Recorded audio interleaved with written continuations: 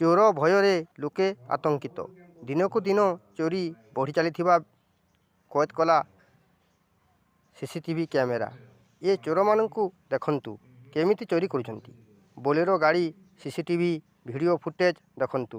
ଏ ଦୃଶ୍ୟ ହେଉଛି ସୁବର୍ଣ୍ଣପୁର ଜିଲ୍ଲା ଡୁମରିପାଲି ବ୍ଲକ ମାୟାବରାସ୍ଥିତ କଲିହାପାଲି। ଏଭଳି ଚୋରମାନଙ୍କ ପ୍ରତି ପ୍ରଶାସନ କଡ଼ା କାର୍ଯ୍ୟାନୁଷ୍ଠାନ ନେବାକୁ ଅଞ୍ଚଳବାସୀଙ୍କ ଦାବି।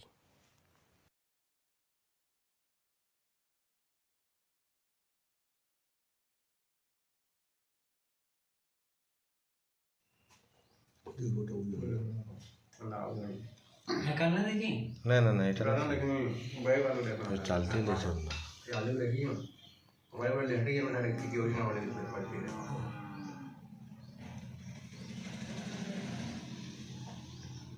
खबर लैपटॉप जाओ